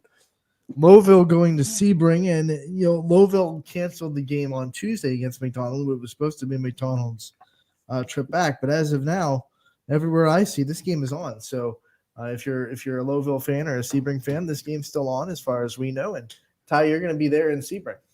Yeah, it'll be a fun one tonight, as I'm excited to see this Lowville team again. First time I'll see them since Rocket Mortgage Fieldhouse, and it'll be interesting to see how they play. You're just hoping for another Sebring City miracle. Yeah, no, that was something that last time, guys, too. But crazy things happen when Ty goes to Sebring, so everyone better watch out tonight. Yeah, it was crazy the last time I called a boys game in Sebring, so it'll be fun though tonight. I'm excited to see Anthony Vicente play again for the Rockets. And Sebring puts you up in that little perch, right? Mm-hmm. Nice little perch. Nice little perch for Ty that you have to climb. Like you have to climb a ladder to get up to. I think. Well, the last time I was there was early in the season, and it was a girls' game, and they had boys basketball right after. So the one side of the bleachers was up, not down. So usually I could just climb the bleachers and get right to the perch, but the last time I I had to climb physically climb the because bleachers to I get up. remember your post game interview was like, Yeah, because I couldn't get them up there, and I couldn't transfer everything back down because I'd have to put it all in the bag and then carry it down the ladder just to set it all back up again. And they didn't want. I wasn't going to make them wait that long. hearing the voice of Ella Gregorino, but just seeing the top of her head. Pretty much, yeah. Hey, we get it though. We get it. We Captain America this stuff. Whatever it takes, man. Quite Whatever literally. Let's go into our picks. It's picking time. You can pick along with us as always on Twitter. Go to @RunningPointYSN. Find the polls for tonight's games. And Ty, you won last night, so you'll get to start. The first one we're starting with. We're tied too. No sheriff. I know. We're the first one we're starting with, Gerard Poland. So do you want to defer this one or take it? I will take it. I will take it, and I'm going to. Before you take it, let's update people on what the fan vote is. Right now, the fan vote 60-40 Gerard. Wow. Favoring Gerard heavily there. I'm gonna go. Gerard's been impressive, and I love what they're doing this season. I just can't pick against Poland being at home too. I can't. I think that's a lot too to pick against. If this was in Gerard, I think it'd be a little bit different story, and I think my pick might be a little bit more skewed to it. But I really do believe home court advantage plays a factor in this, and playing in front of the Poland crowd is going to have a huge factor. Give me Poland tonight. I think today I might just do a wild west and split with you a lot and see where the cards fall, because I'm going to split with you here. I think You're going to go Gerard. I think Gerard's going to get the road victory and make a statement inside the NE8. We'll see. It should be a good one though tonight. All right, next we have Jefferson and Struthers. Right now, Struthers owns the poll 100% to none. My first pick, I'm going to pick Struthers. I'm going Wildcats at home at the Fieldhouse too. I haven't picked against them yet, and until someone proves to me not to, I'm gonna keep picking them. I think Jefferson has to prove it. I mean, we've someone has to. Until someone does in that NE8, I'm gonna keep picking with what's been at the top. We go in the next one, Latonia at Columbiana. This is your first pick, and Columbiana owns all of the fan vote, 100% to none. Give me the Clipper clap. I'm going with them on this one. Now, I just hope you don't lose, Columbiana, because when I pick you, you usually do. I picked against you yesterday, and you won. So I'll test my theory out this time. I'll pick Columbiana, and if they lose, I guess I just can't pick Columbiana anymore. Nice split on this theory that Ty is a jinxer. You could get a guaranteed win then. You might figure out a strategy, because if I pick Columbiana, all you need to know is to pick against them, and you're probably going to win. I'll take Columbiana at home tonight as well. We go on to Crestview versus Camel. Split 50-50 in the fan vote. It is my first pick, and I cannot go away from the Red Devils, especially at home. Rockin' Red Devils are starting to become sweetheart school number like 7 for me, as I love that Camel gym too, but I just like this team. I like the way this team plays. I like the energy they bring. I love the athleticism on them. Crestview is going to be a handful for them tonight, but I haven't seen many. I've only seen Lowville do it in Rocket Mortgage in holding this team, I think, under 60. This team just is so hard to stop on offense, and I just can't see many teams slowing them down. A glimpse of hope for Crestview, who is historically and still this year a very good rebounding team. One of the reasons that Lowville was able to beat Camel in Rocket Mortgage Fieldhouse, they rebounded the ball extremely well and held the Red Devils to just one shot almost every possession. So if the Rebels can do a good job getting on the offensive glass and then hope that Camel doesn't have a particularly great shooting night, I think the Rebels basically, yeah, that's your strategy. And rebounding, I mean, we've seen Camel really improve on that too from the Lowville game, and it's going to come down to Xavier Leonard. Kevin Moore's going to get a decent amount, but also Scavos Koros too is one that they might go to start, because when they need rebounds, dude is physical on the inside and he is crafty on offense too. He's also on the all-name team. I love that name too. I've said that before. It's one of the greatest names. Scavos Koros is a fantastic name. That is definitely on the YSN all name team. Yeah, so like, are we sure they didn't get him out of the Euro leagues? Like, are we sure that the way he did those steps? They might have. I think they might have gotten him out of the Euro leagues. I'm pretty. He's actually just 22, and he's like a baller over in like. What's this? Northeast Ohio getting European players. I mean, Jackson Milton's got Blankafort from Barcelona. I like it too. Waterloo was doing that, I think, with the volleyball team. Waterloo had international students that played on the team, and I think that's great. I think it's so cool seeing these international students play for these teams. Let's move on to our picks. And we have the next one, which is going to be another 50-50 split. It's your first pick this time, and it's LeBroy Liberty. Who's home? Liberty is home. Yeah, I'm gonna go Liberty. With the exception of Struthers, like we both said, they've looked really, really good, and I can't take that one little bump in the road as total collapse and total failure as a team. It was a close loss, and it was just Struthers had the last shot, and Liberty also kind of just ran out of time too, I guess is the way you could phrase it if you were like Michael Jordan said, never lost a game, just ran out of time. But Liberty, I'm going to go with Liberty in this one, especially being at home too. I think that Leopards crowd brings some sort of energy too to both the boys and girls team that is just infectious. Liberty's rocking right now. I'm not going to pick against them. Leopard Nation's proud of their basketball programs, both boys and girls, and I think they get the win tonight at home. Liberty's quickly becoming one of your other sweetheart schools. They've been one for you since like football season. I liked what they did in football. I was impressed. Now that you move on to the next one, it'll be my first pick, and it's my game, Western Reserve taking on McDonald. Right now, the fan vote edge is to Western Reserve, 67% to 33%. That's impressive too, because I thought that one would be a little bit closer considering you're in the McDonald's gym.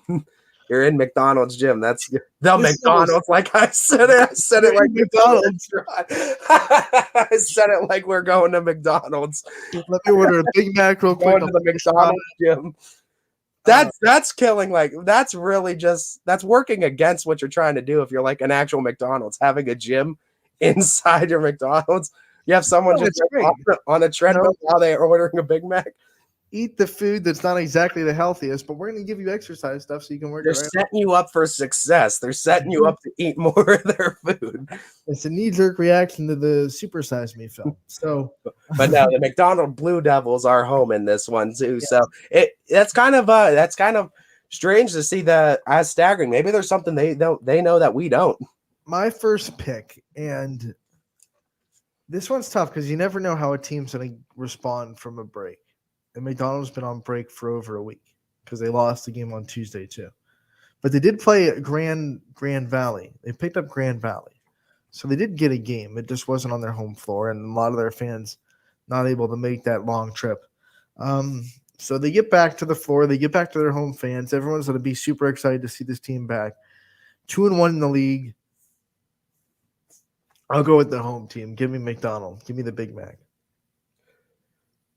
Yeah, I can't go against my man, Coach Franciscelli, in this one. I've only done it once. I've only done it once too. It didn't even. The game didn't happen. It was canceled. So. Yeah, and it got canceled too. So I didn't actually go against them. I didn't actually. You can't change your mind when they play each other. You already picked Lobo. So. Hey. Oh, I can't back out now. No matter what happens. No, I'll go McDonald on the home floor. There's another inserted rule in my rule book that I've. Yeah, Anthony just keeps inserting more and more too. We go next. Your first pick. This feels like a game I can't win, Anthony. It feels like this one's just set up for my failure and your success. We're tied, so. Next pick, Warren Harding and Howland. Yeah, it's my first pick. He has 100% of the fan vote. 100. I would have been a lot more torn with this one, but that Boardman game really raised my eyebrows in this one, and it gets me a little bit worried. And with Howland being home, I was really before that game, I was going to pick Howland in this one. because I felt like Howland was doing some great things too. And I think Masucci for Howland is one of the premier athletes in the area. But I don't know what happened with Boardman, and it gets me worried for conference play. Harding's always Harding, and they're always going to be competitive. We've seen them compete with the likes of teams like Cheney in the area, be able to keep up with the best of the best. I hate to do it, but I have a bad feeling about it. I'm going to go with gut reaction. I'm going to go with Harding on this one. You like picking Warren Harding on this. I do like picking Warren Harding too. Maybe it's just all in a way to just convince him to come over to YSN so we can have all the AAC a part of it then too. The last chip to just fall, the last domino that needs to fall for the AAC. I'll take Harding too. Like I said, I just don't know what happened in that Boardman game, but it really raised my eyebrows and it got me worried for this one. And and maybe Howland might come out too. They might come out pissed and just take it to the Raiders. And you might want to not be anybody near Warren Harding right now because you might just have the biggest target on your back because Howland might come into this one with something to prove. And that's always dangerous if a team feels like they need to prove something. You never want old Fat Paw to be mad. Oh no, they're gonna come in with Fat Paw rage, and they're pissed. They might come in pissed tonight. Home crowd behind them too. They have a great student section too, so it's gonna get loud, gonna get rocking because these are two teams too. This is a big, actual, intense rivalry too because both these teams very close to each other, not too far away, separated distance wise, and this is some bragging rights too. So throw all records and everything out the window. This is gonna be a fun one tonight. Anthony Masucci drops like 50.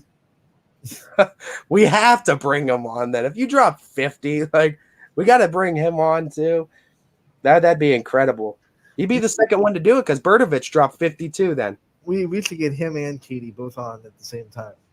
Oh man, they're both lighting up on the girls and the boys side. Just get Anthony Masucci, Alyssa Masucci, just both of them big. Masucci hour. Let's move on to Brookfield champion. This will be my first vote. 50-50 in the fan vote. Give me the flashes. I'm going flashes too. I think I don't know. I don't know if it was just because Brookfield had an off night with when they went against LeBray, but I hope Brookfield makes adjustments too because I think there's some things you could take from that tape from LeBray that they did really well defensively in slowing the Warriors down. And I think champions just looked really good on both sides too, boys and girls. Yeah, and Brookfield's been up and down. They're riding that roller coaster. They're like a few teams too. I mean, they've been close in some games too, but there's also been some games where they just it leaves like a lot to be wondered and a lot to be desired and just wondering what happened to this team last week too. And we've seen a few teams and it depends on their offense because their defense is always it's solid. It's going to keep them in a lot of games, but it's just can their offense produce? And we've seen them score, I think 81 in a night in this season, and we've seen them score down in the low 30s. So what Brookfield offense are we getting on the night is going to determine what game we're going to see from the Warriors. That's what makes this such a tough pick, though, because Brookfield could win this game, and they drop 80 tonight. Yeah, they could certainly win this game if they're that Brookfield team. I would not be shocked at all. It's just hard to pick them when you don't know what team's going to show up. There's a few teams that are kind of riding that roller coaster of inconsistency right now, and they really would like to find just that one solid hill that they could climb up to and reach their peak. And they would love it if that happened right going into tournaments. Yep.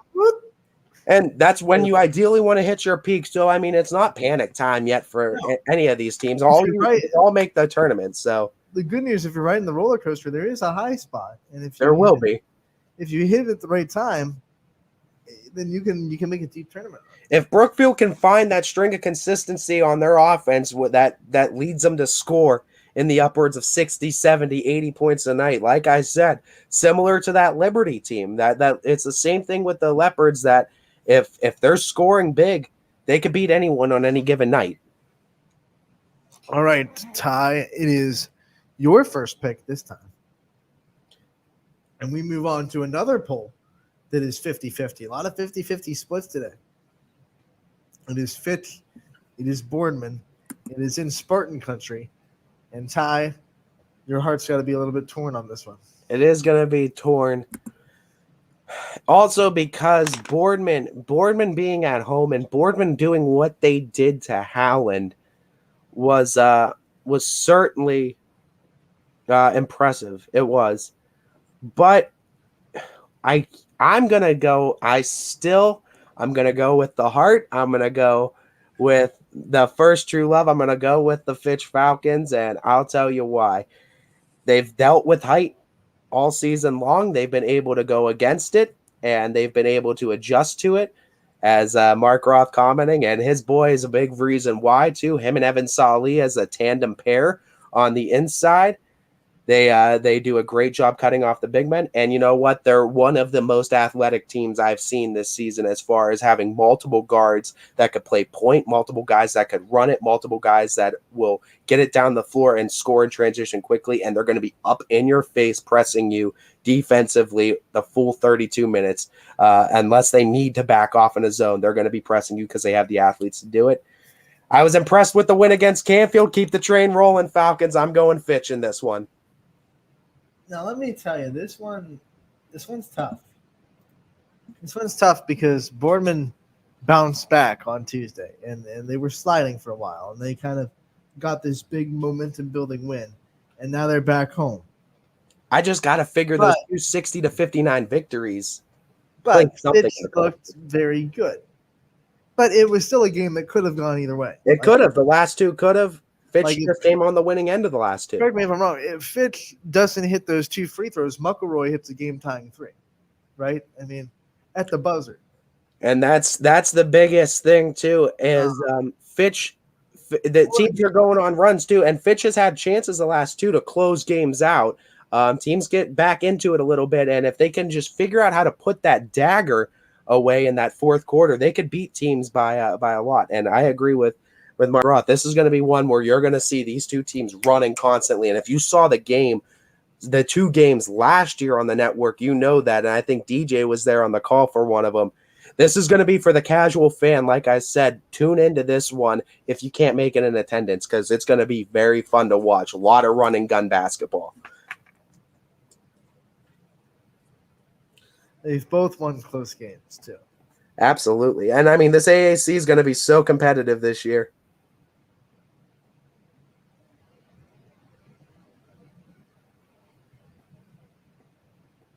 And I believe Fitch was 1-1 against them. Obviously, different teams. Ethan Anderson gone, Todd Simon's gone, but Fitch and Boardman were 1-1 last year in the conference. So it really is. It's always a toss-up, too. Fitch did win at home, though, I believe, last year. Boardman won their home game last year. Boardman was on a several-game slide. I know they bounced back on Tuesday, but I want to see a little bit more before I decide they are actually back to where they were at the beginning of the season. I'll pick Fitch with you. You're going Falcons as well. He's flying with me. I am. I'm glad to see it, too. And, I mean, this is a game, too, that I've said both the boys and girls Falcons team, I've said, can really start making a case for power rankings because they're starting to put these wins together. And, I mean, I know Boardman no longer on the power rankings, but winning another conference game like this is going to be great for Fitch in building a resume to get onto the power rankings. That'd be another big win for them. And Boardman, remember, started the year at 1. That's why they've been on this little slide, but they've won again on Tuesday. And now you feel like they're a couple of wins away from getting back in the rankings. Yeah, and a lot of these teams, you really feel like, especially in the AAC, all can be in that top spot. Even all can be in this power rankings at one time with how good Boardman, how good Canfield, how good Howland, and how good Fitch can be in the 4 teams we cover in the AAC. I wouldn't be surprised to see all 4 of those teams make an appearance. I think 3 already have too, with Fitch being the lone exception. And I still think the Falcons have a lot to say this season. Still a young team in some spots too. Guys like Deshaun Vaughn being a sophomore, but I think this is a team that Coach Beanie's very happy with because it's a team that hustles and they're athletic as all hell. And I like that you brought up Coach Beanie because also something that we have to talk about in this game, 2 very good coaches. Oh, absolutely. Coach Burch and Coach Beanie, yeah. Straight up chess match between these 2.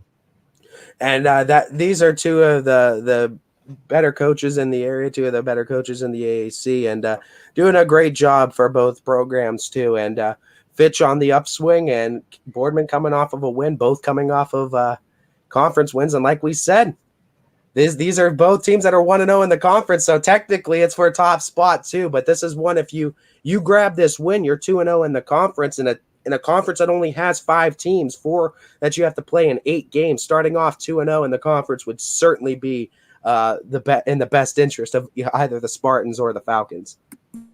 Best 4-6 team out there.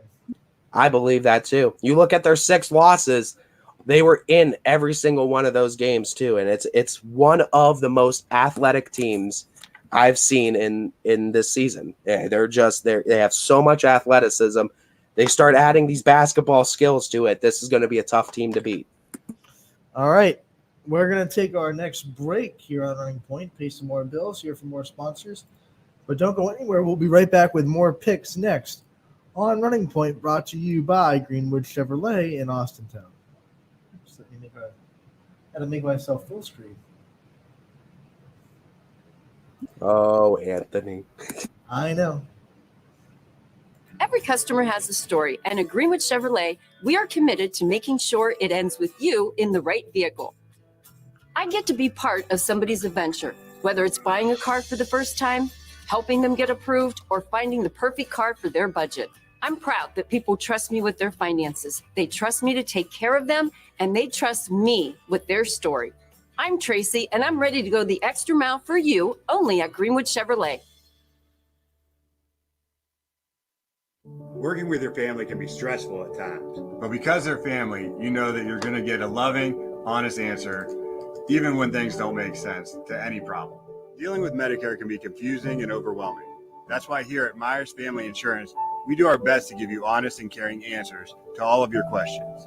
Family, like Medicare, isn't always perfect, but when you put others first, the results can be amazing. For all your Medicare needs, call Myers Family Insurance.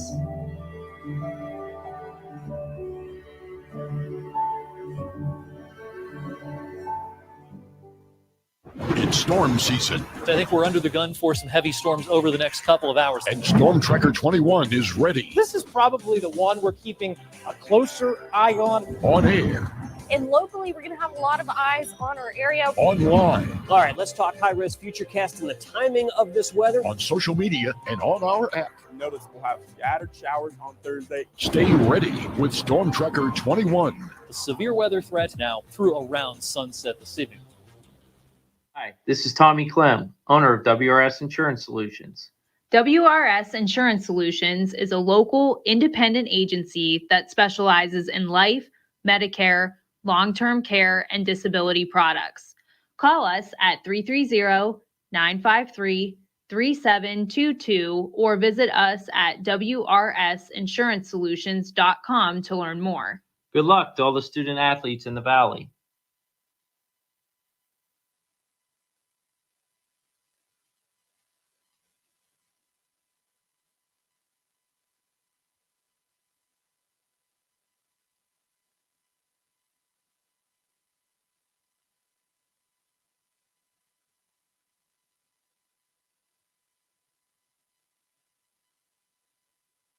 Hi, I'm Colin Chupa. And I'm Kelsey Clem from K-Squared Marketing. Our boutique marketing firm specializes in media planning and buying, public relations, event marketing strategies, and strategic sponsorships.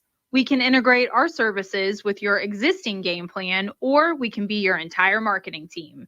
Your goals, our game plan. Let's win together. Call K-Squared Marketing at 330-623-2730 or visit ksquared.marketing to learn more.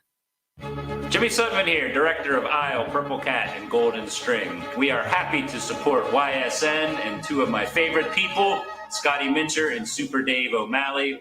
We are an agency that provides services for adults with disabilities. We infuse humor, passion, and joy into their lives. If you know of any folks with disabilities that need our assistance, please contact us.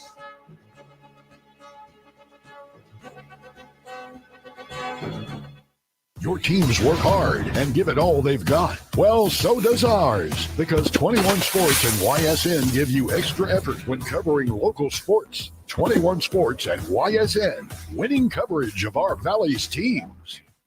Planning a project around your home or rental property? Trust the electrical service to the local experts with 62 years of serving the Mahoning Valley. Joe Dickey Electric is your local go-to source for responsive, reliable residential electrical work. From everyday maintenance and repairs to new installations, electrical upgrades, and safety inspections, no job is too big or too small. Call Joe Dickey Electric today, 800-549-3976, or visit DickeyElectric.com. That's DickeyElectric.com. Dealing with Medicare can be confusing and overwhelming. That's why here at Myers Family Insurance, we do our best to give you honest and caring answers to all of your questions. Family, like Medicare, isn't always perfect, but when you put others first, the results can be amazing.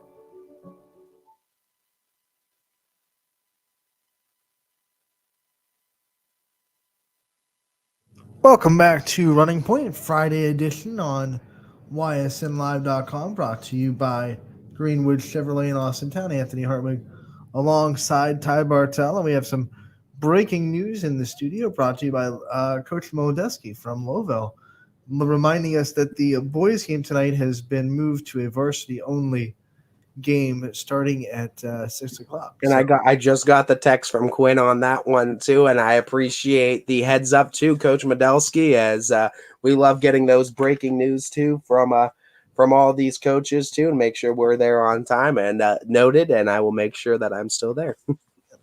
So you are good to go, and now we have all of our ducks in a pond, and we will continue our picks. We left off with Fitch and Boardman. Me and Ty both picked the Falcons. Let's continue. Another 50-50 split in the fan vote, and it is my first pick, Matthews versus Wyndham. It's going to be an interesting game too. I'm going to rock the banner. Give me the Bombers. I'm going to rock the banner as well. I'm going Bombers as well. I think they're going to figure it out. They went through a little bit of a struggle too, losing to Bristol, losing to Newton Falls, but I think they put it together again. Give me the Bombers. Bristol, Newton Falls, that's two quality teams too. Yeah, absolutely. But offense was just struggling a little bit, and I know it's not up to the par and what Coach Hill knows this team can be capable of on the offensive side. But I think the Bombers can figure it out. They have some great passers, Chase Sy, McKylan Jones. I mean, they're gonna do fine, I think. We move on to Springfield, where the Tigers will be hosting Jackson Milton. This is your first pick, and the Tigers own the fan vote 100% tonight. Yeah, I mean, you can't pick against Springfield in the same way that, I mean, it feels the same as Struthers, but not in the, I mean, I understand McDonald won the conference last year, but McDonald lost a lot. But going into this one, Springfield was right there in the conference last year, and we all felt like this was going to be the team to beat. And until someone proves that they can knock this team down in that conference, I'm going to keep picking the Tigers as well. I'm going to go Springfield again. Jackson Milton, another team that's running that roller coaster. They've looked really good at times, and then there have been times when. But Coach Procopio and his boys always have a knack of surprising you and getting some key upsets, and he'll do it just again too. And Jackson Milton already got it on the girls' side. You know they would love to go 2 for 2 against Springfield to start, especially on the road. And one thing I will note is I did the Jackson Milton boys game on Tuesday, and they did have 2 players on the bench with casts on their arm. Not exactly a good news for Blue Jays fans when you're down 2 players, seemingly with the same injury. But they will trek on, and they will try to beat Springfield on the road. I will take Springfield as well. And so will the fans. They are up 100% to none in the fan vote. Ty, this is my first pick, Southern traveling to Valley Christian, and Valley Christian has 100% of the fan vote on Twitter. I won't argue with the fans. I'll rock the banner and go with the Eagles to win this game at home. And yeah, I'll go with them too, and I'll give you 2 reasons why. Joey Batista, John Trell Mixon, those 2 on the inside. We talk about good guard play. That is 2 good post players for the Eagles, and oftentimes they're dominating the boards and they're dominating the inside, and if they're doing that tonight, they're coming away with another victory. I'll give you a 3rd reason, Dolph Carroll. Great coach too. One of the best coaches in the area. and a coach we need to have on again sometime. It's been a while since we've had Coach Carroll on, and that's another one I'd love to bring on. I mean, having a good start to that season too, and in the EOAC, obviously it's always Valley that's looking good. Wellsville looks good as well too. So there's a lot of fun in the EOAC this year on the boys' side. We move on to the next pick in our Twitter poll, and it is split 50-50, like a lot of them today. I know. Wellsville traveling to Lisbon. It is your first pick, and the fans are split. Are we going to split too? Who knows? Lisbon being the home team, they're coming off the win on Tuesday. Can they get another one against the Tigers? Both teams. Wellsville too is correct me if I'm wrong, Anthony, but I believe didn't Wellsville win the EOAC last year?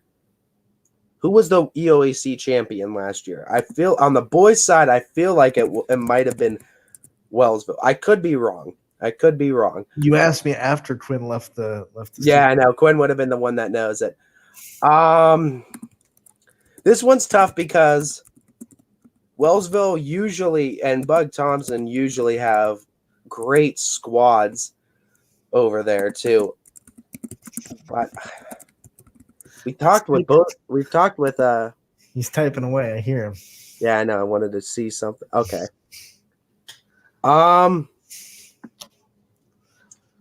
Tough for me, but is this going to be another East Outlet where I have to try to find what you see to make? Oh, you saw. Okay, now I know.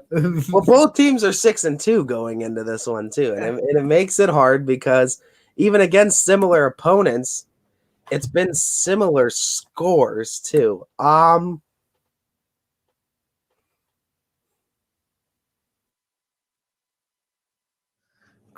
Quinn is informing us that Valley Christian and Wellsville tied for the EOAC title. See, I'm gonna rock with you. I gotta rock with Quinn on this one. I'll rock with Quinn. They're at home. I'm with you, Quinn. I'm going Lisbon. You made him smile. You made Quinn smile, which does not happen. He's gonna get this. This is a competitive game, I believe. These both 6-2. This is a huge game for both teams in that EOAC. So it's gonna have big implications tonight. Quinn, I'll pick your JV team to win. And this doesn't make sense because Quinn's always nice to you and mean to me off camera, and I'm over here picking his team. And I picked his JV team, but he's gonna swerve him hard. I can't pick his varsity team. I think Wellsville will win this one, and I'll split with you. 85 points on Tuesday. I mean, I know it was against a team that's struggling in East Palestine, 2 wins on the year, but 85. I don't care who you're playing. That means you're doing something right. Yeah, and Wellsville's always been a tough team in that conference, so it should be a fun one tonight. It is in Lisbon, by the way, so that we'll see how that goes. That's the second split that me and Ty have had for tonight. You get that win, Quinn. Yeah, you can make Anthony cry because I'll have the lead as well too. So a little added bonus. Not if Gerard wins against. Yeah. We want to make Anthony cry on Monday. Next one up, Lindsley at Beaver Local. This is my first pick, I believe, and it's 100% in the fan vote going to the Beavers, and I will take the Beavers as well at home against Lindsley. Yeah, I'll go Beaver Local as well. I think they've looked good. The only team that's really, really like taking it to them has been East Liverpool in that one game, and even then, Beaver Local was close at halftime with that, but East Liverpool's in a class of their own right now, but give me Beaver Local. All right, this next one, 100% fan vote given to one team. Ty, it's your first pick. Cheney going to Ursuline. Who's the 100% given to? Cheney. They gave it to Cheney 100% over Ursuline. Hundo. Wow.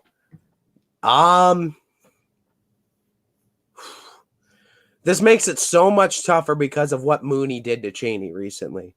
And unless there's something I don't know, it just looks like Mooney's defense straight up locked down one of the most prolific offenses in the area. I mean, you hold them under 40 points, you're doing something right. And Coach Gunther's constantly said for Ursuline, if his team's holding teams under 50 points, he expects them to win a lot of games.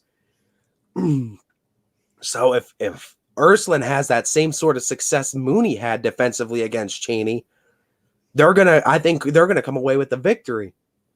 Being at Ursuline too, it's going to be tough for Cheney to get this road victory, but I don't know if Cheney can afford to drop one to Ursuline like that. You drop one to Ursuline, you drop one to Mooney. What does that put you as far as Steel Valley Conference standings and coming out on top of it then? Yeah, I'll take Ursuline and their defensive-minded team to get this win. I was taking Ursuline too. Oh, I got lost in your rants, and I thought yeah, you did. But no, I mean it's all right because I was gonna take Ursuline too because Ursuline being at home, I love that what they were able to do before they got their football players back. Now that they got them back, a little bit added physicality on the defensive side, and like Mark Roth said too, I don't know what's going on with Cheney in that game. They might figure it out, and like we said with like the Howland game, they might come out pissed and just take it to him, but I don't see many teams taking it to Coach Gunther's defense. Not many teams put up a whole lot of points on him, and you got to have a really good night against them if you do. Yeah, I'm going to go with Irish in this one, but it is one of those fork-in-the-road games for Cheney. So we both pick the Irish to get the win, even though the fan vote's 100% Cheney.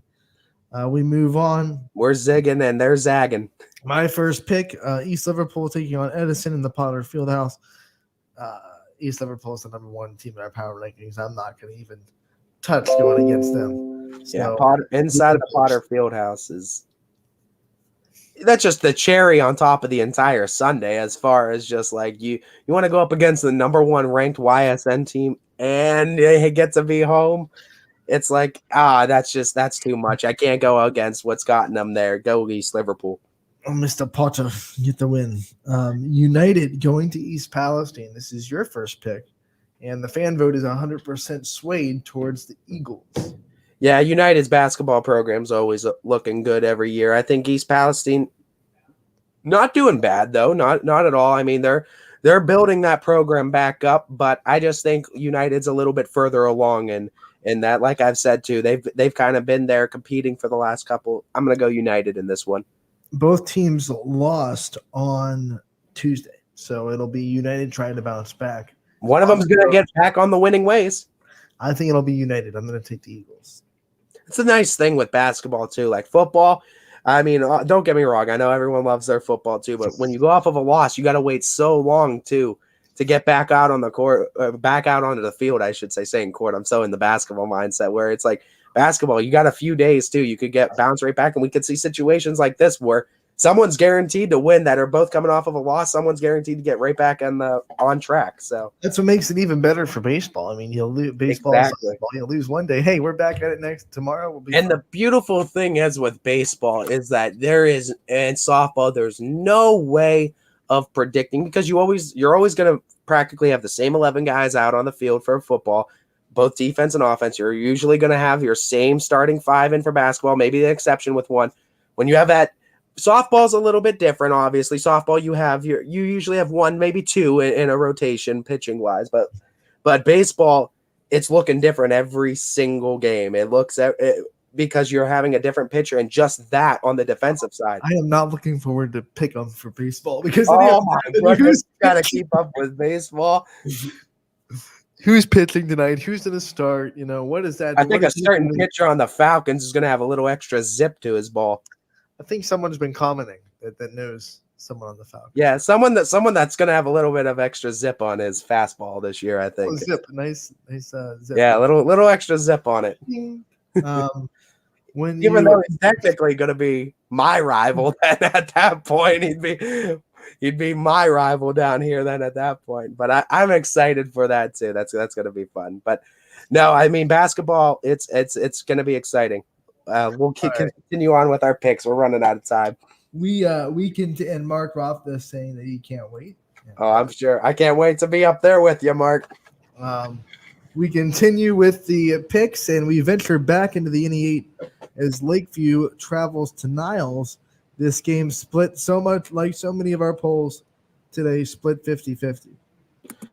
And both of these teams have looked good at points in this season. Both of these teams have quality wins under their belt. Is it your first pick or my first pick, Ant? What was the last game we just picked, by the way? East Liverpool? Yeah, it was East Palestine United. You picked it first, so this one's mine. Okay. I will take Niles at home. Yeah, I was gonna go the Red Dragons as well. I think they've been competitive in a lot of games and they have quality wins. I'll go Dragons. All right, so we both go there. Let's go to not Niles, Hubbard, where South Range will travel to the Eagles' Nest. Eagles looking for their first win of the season. South Range looking for their second win in the Indy 8. Two teams that are looking to turn the corner in the new year. But we saw South Range. I mean, they looked really good against Springfield. They dropped the game against Poland that was competitive for a little bit. Poland ran away with it. How do you see this game going? It is your first pick. These are both teams that are kind of struggling. Two programs that usually have good talent in this area, but they're kind of going through a down year and they're figuring things out. And I think for the next couple years, you're going to see them start to trend upwards, and these teams are going to get a lot better. But I'm just going off of the games I've seen and who's impressed me a little bit more. And I don't know how I can't say South Range and how competitive they've been with the likes of teams like West Branch, with the likes of teams like you just said, Springfield going into triple overtime. So with that, I'm going to go with Coach Klusenik and the Raiders in this one. I'll go with the Raiders as well. I think they have more pieces. I think Landon Moore is starting to come on as a really good scorer. I think Aiden Leone is a beast inside. So, and he's up for Baird Brothers Big Dog of the Valley, by the way, Raider Nation. So get out there and vote.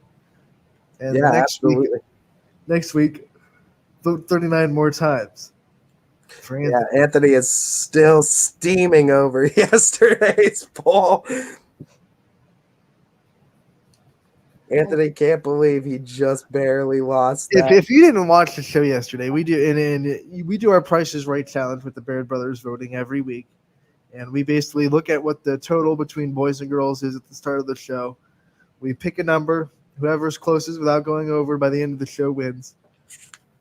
And yesterday I lost to Ty by 39 votes. You checked it again in 3 minutes and you had it won. Which is tiny in Baird Brothers Big Dog of the Valley. 39 votes takes like 2 minutes. Less than that. Like if 10 people vote, I could go bam, bam, bam, bam. That's I could have gotten here and gotten the 39 before 2:00.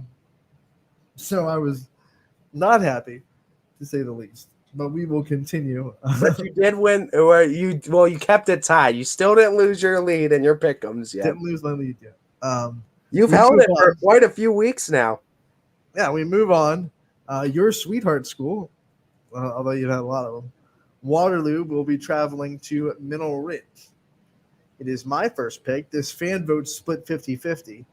Waterloo got their first win of the season against Jackson Milton on Tuesday. Mineral Ridge got a win as well over Sebring. Both teams coming off a win. Both teams going to get their second in a row, too, which will be big. I'll go with Waterloo. Yeah, I'm going to go with Waterloo. I think they're the best. I think what their record was 1-8. I think they're one of the best 1-8 teams out there. They've been competitive in a lot of their games. That it's just not being able to finish, and the amount of games they've lost by like 8 points or less is staggering. So I think they're starting. I think that one win is finally going to give them the confidence to realize they can go on a bit of a streak, and I think they can put it together again tonight. I believe we have to pick your game too. Lowville at Sebring. Wasn't sure in the status of this one, so the poll's not up. So we don't have a Phantom poll for this one, unfortunately, to help us out. But now that we know it's happening and we know it's at 6 o'clock, start time with varsity only, no JV. Ty, it is my first pick. Your first pick, and it's your game as well. I am gonna go with. I can't go with what I saw Lowville do to Camel that one game, albeit I know it was a big game under bright lights and it was a fun, exciting time. That was the one team I've seen slow down a high-scoring, prolific offense in Camel. And Anthony Lucente was a big dog that night, and he's an exciting player to watch. I'm going to go with the Rockets tonight on the road to come away with the victory. I think so, too. I think the Rockets are too dominating. I like what Coach Knepp is doing in the Sebring program. They're definitely going to fight hard. They're not going to give up at any point in this game, which is what you want to see out of your guys. But I think the Rockets are going to be too much. They'll get the win on the road, and they will continue to kind of control the MVAC Scarlet here. And that's going to be huge for them, too, to be able to win that one and kind of be in control because, like you said, they have that loss to Springfield, but they could come back, too. And if they can get that win the next time around, they could really make things interesting up there for that conference crown. All right, let's recap and make sure we're all on the same page like we always do, and also shout out the announcers for these games. So starting at 6 o'clock, Lowville at Sebring will kick off our coverage. We both pick Lowville. Ty, you're going to be in Sebring for that call. I'll be there kicking off the coverage for you guys right there from Sebring, Ohio. 6:45, Jefferson at Struthers. It'll be Bob Zenny on the call in the Fieldhouse, and that one will be us both taking the Wildcats. Yeah, absolutely in that one. Bob Zanny going to do a great job and give me Cats over Falcons. Donnie Riccatelli taking the Boardman game. He'll have you covered. 7 o'clock tip-off between the Falcons and Spartans. We both pick Austintown Fitch to win this game. Spartans got the bronze, but the Falcons got the talons. Give me the Falcons. We did miss one pick, Ty. I apologize. Mooney going to East. This game's not on the network. Is happening. 7 o'clock tip. I will pick Mooney. Yeah, how do you not pick Mooney after what they just did? I mean, looked impressive. So that being said, we'll move on to our next game covered. It is Cheney at Ursuline. Eric Hughes will have the call. 7 o'clock tip. We both picked Ursuline. Luck is in the air tonight. Crestview at Camel Memorial. Larry Scraggs will be traveling to Camel for this one. 7 o'clock tip. We both picked the Red Devils. Oh, yeah, the rockin' Red Devils going to continue to rock. Edison at East Liverpool. Tommy P's on the call. 7 o'clock tip. We both picked the Potters. Oh, yeah. Oh, East Liverpool, too. Number one team for a reason. Continue to roll, Potter Nation. Garfield at Newton Falls is canceled, so we'll move on from that one and go to Girard at Poland. This one going to be called by the Poland students over there that have been doing a great job with their boys' home games. And we split with this one. I take Girard, you take Poland. Yeah, I think the Bulldogs are there to bite tonight, not bark. We'll move on to the next one. Jackson Milton at Springfield. Noah Doty on the call there. And we both pick Springfield. Yeah, Tigers are going to sink their teeth into this one, I think. Welcome to the jungle. That's a good song. They should have that one. LeBray at Liberty. This one's going to be called by Brian Oatridge. He'll make the trip to the Leopard's Den in Liberty, and we both picked Liberty. Yeah, give me Liberty or give me death. Not death. Don't kill Ty, please. Ty took it too far. Lakeview at Niles. This one's going to be called by the Lakeview students. Sam and Jake going to be on the call with you. 7 o'clock tip. They're making the trip to Niles for this one. We both picked Niles. You're out at Cortland and you see a nice view of the lake out on the lake view, and there's just a red dragon that's coming for you too, and they're going to burn down the whole village. Give me the Niles Red Dragons. Tonight. Well, Cortland, Ty just wants bad things to happen. Yeah. Dang. I was just going to go like with Dragon Tails or something. And now watch Lakeview come up with a huge win too and just shut me the hell up for tomorrow or for Monday, I should say. Latonia at Columbiana. This one's going to be called by Eric Hoppe, and it will be a 7 o'clock tip. We both picked the Clippers. Give me the Clippers. Clap like Monty Python riding a horse. Yeah, pretty much. There you go. Now give me a losa barley, or we will say nip. We go to Lindsley at Beaver Local. CJ Schroed's on the call here. 7 o'clock tip. We both picked the Beavers. Oh, yeah. Give me Beaver Local, even though they probably had a 2-hour delay today. I think that's the extra sleep should help them out for this one tonight. It's going to be a damn good game. Yeah. Matthews at Wyndham. This one's going to be called by DJ Oakley. Mr. Bossman going to the Bombers hangar. He's coming to my neck of the woods tonight. Bomber country too. Yeah, I think it's going to be an all-out aerial assault for the Bombers. We both picked the Bombers. Yep. Minerva going to West Branch. We didn't even pick this. Warriors come out to play. We both picked West Branch, and Michael will have the call. South Range going to Hubbard. The school will be taking care of this. 7 o'clock tip. We both picked the Raiders. The Raiders. The Raiders. Just win, baby. Southern at Valley Christian. Ian O'Brien going to be the call, and we both pick Valley. Oh, yeah. Fly, Eagles, fly. We go to United at East Palestine. Tom Figley will have the call for this one. We both picked the Eagles. Fly, Eagles, fly. What kind of cut rate production is this? Cut rate. It's a 4-minute production until the end. Let's keep going. Lauren T. Harding at Howland. Noah Ricks on the call. We both picked the Raiders. Waterloo at Mineral Ridge. We both picked Waterloo. This one not on the network, but is happening. 7:00 tip. Sweethearts. Not the candy either. No. Wellsville at Lisbon. We both this one will be on Rick Daly, 7:00 tip, and we both picked the Tigers. Pitchforks. We both picked the Tigers. You didn't pick the Tigers. I picked Pitchforks. Lisbon. I picked Quinn. You did. I picked Quinn. Forks High raised the stakes, right? Yep, absolutely. Forks High, Quinn. Forks High. You'll have to use it again because Western Reserve at McDonald. I'll be there with the call. Well, someone's getting 7:00 tip. Someone's raising the forks. So we both picked McDonald to win this game. Yep. I think the sharpshooting of McDonald going to put on a show tonight. So 2 splits. We split on Gerard Boland and Lisbon Wellsville. Someone could go up by 2, or we could just draw even again. So who knows? Yeah, it's one of those two. It's either someone's going up by 2 or we're drawing even. And Coach Francis Shelley will be on the show with us on Monday as we get prepared for our next show. And let's see, he'll be on at 12:30 on Monday. Yep. As we look forward to next week, too, stay tuned to Running Point and to the YSN socials. We'll get you all the updates for shows coming up next week. And get ready for games on the network tonight, all starting at 6:00. 70-hour break for me and Ty. We'll be back on Monday. See you, everybody, on Monday, 12 to 2. See ya.